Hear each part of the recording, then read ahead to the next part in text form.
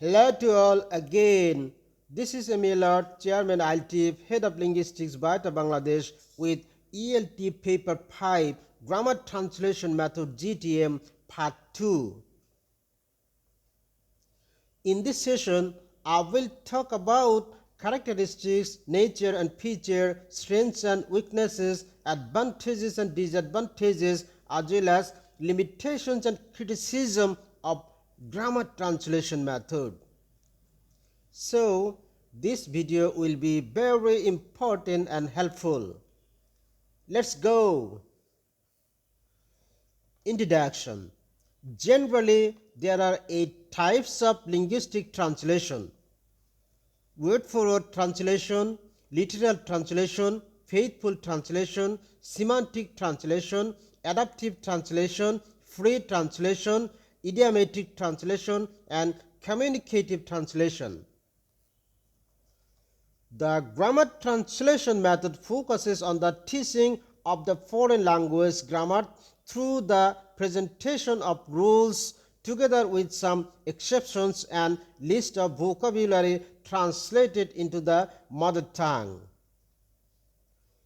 Translation is considered to be the most important classroom activity here.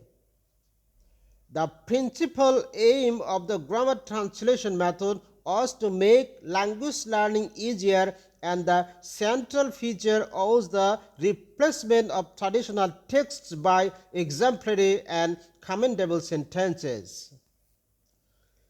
Grammar translation method emphasizes reading and writing more than listening and speaking, as well as underlines and highlights accuracy rather than fluency. Teachers, as it says on stage, just guide the students in memorizing of rules, manipulation of the morphology and syntax of the foreign language in GTM classes. Now, I'm gonna focus on the key features of GTM. Let's move.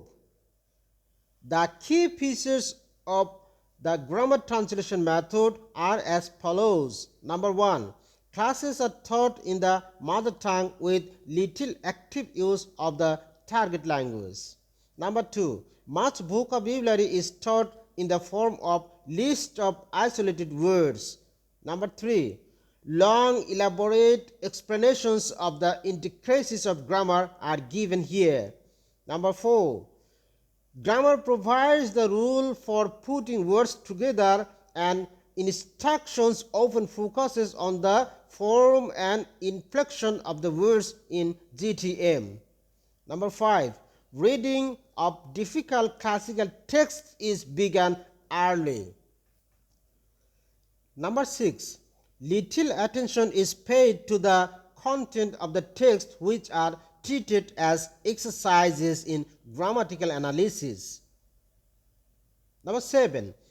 Often the only drills are exercised in translating discourses and separated sentences from the target language into the mother tongue.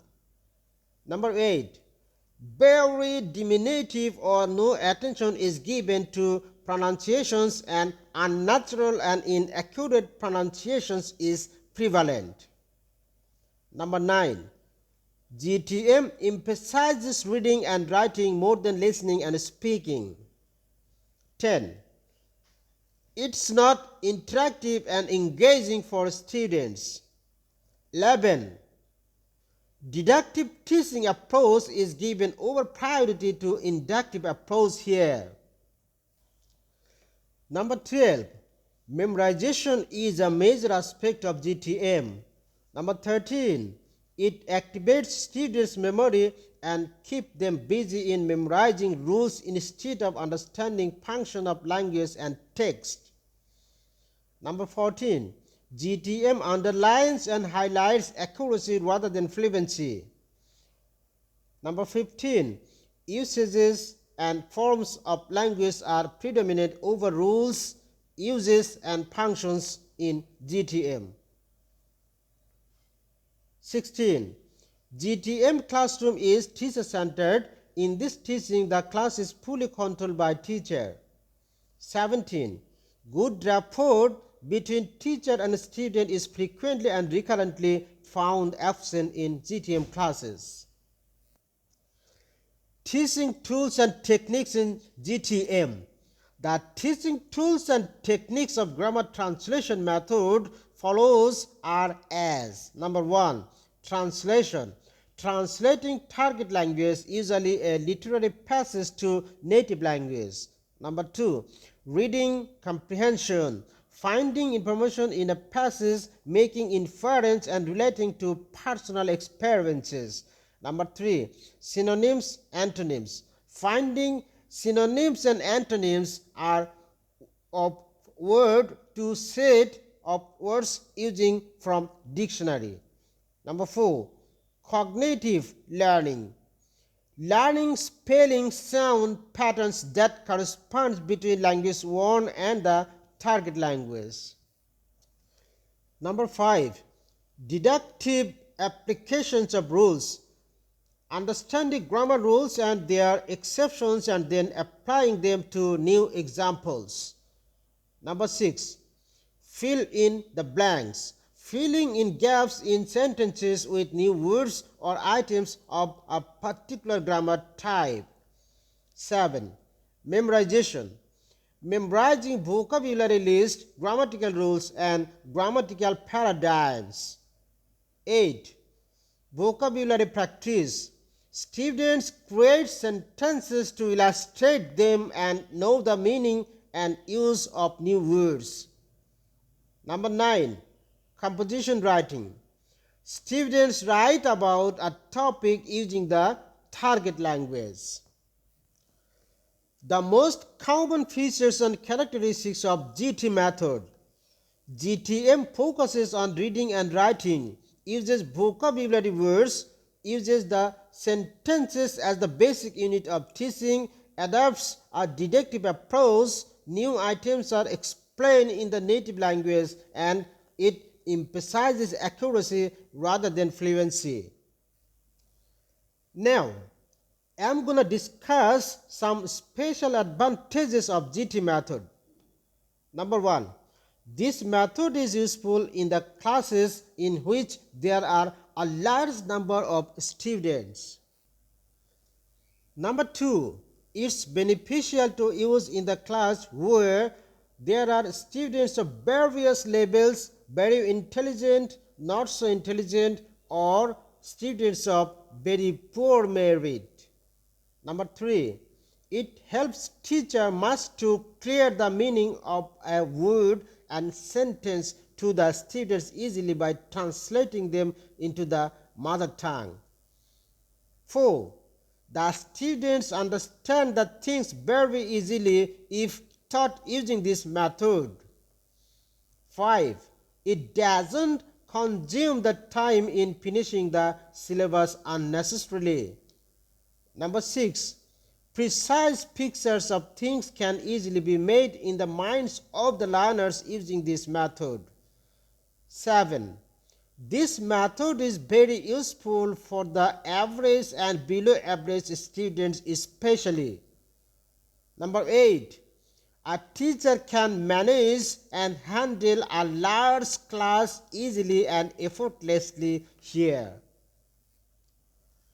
Why GTM is very popular among teachers and students? In the GTM method, comparison between two languages helps students to have a better understanding of the meaning of abstract words and complicated sentences. GTM reduces teachers' stress in teaching. Resources for GTMs are easier to come by than other approaches and generally require less teacher involvement. Communication between student and teacher is reduced with this method. This method avoids misunderstanding and prevalent language barriers that may occur in a method that focuses on teacher-student communication or verbal teaching learning language. GTM focuses on grammar, sentence structure, and word meanings. Unlike a verbal approach to language learning, GTM focuses on the application of grammar and correct sentence structure. This is especially helpful in teaching students how to write and read in another language. This approach is also easy to apply and can be less stressful on students. Verbal teaching methods do not describe the application of grammar and sentence structure as effectively as GTM does. Word meanings are also easily learned through direct translation, and foreign word can be compared to the native language quickly. Disadvantages of grammar translation method. Number 1. No oral work takes place in the classroom. Due to this method, only teacher speaks in the class here. 2. The main focus remains only on the mother tongue and the target language remains ignored. 3. No speaking in the target language is possible. The only thrust remains on the reading. 4. The students don't develop the power of thinking in the target language and they become mentally lazy. 5. It doesn't help the students to learn correct pronunciation of English language of the target language. Number 6. Main emphasis is given on the rules of grammar only.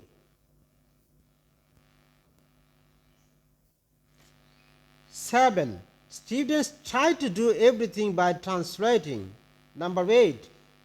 This method doesn't involve the students mentally and it's just like the storytelling method. Why grammar translation method is thought bad? The grammar translation method is widely hated by EFL or ESL instructors even without clearly defining what the method is. The GTM approach involves no learner participation and little teacher-student relationship. Students are required to learn from a textbook and use the same method throughout their learning. Because lessons using GTM are not interactive and engaging for students, they become more likely to lose interest in their subject and less motivated to learn. Furthermore, the method doesn't require students to participate in any activities or communicate with each other, so they will not learn how to use the language in a real-life conversation or situation and will only know how to translate one language to another. Unnatural and inaccurate pronunciation in GTM. As a human, people generally learn how to speak before they learn how to write and read. In GTM, this natural learning method is reversed. Students are only taught how to read and write the language. This can affect how they learn to speak the learned languages. The mere application of grammar and sentence structure can't adequately prepare them for realistic conversation or verbal communication, as no emphasis is given to spoken language in the GTM approach. Critics' view on GTM. It's obvious that, like other approaches and methods in teaching a second language or foreign language, GTM is not free from criticism. Why the GTM had got criticism and rejection from some language teaching specialists are as follows.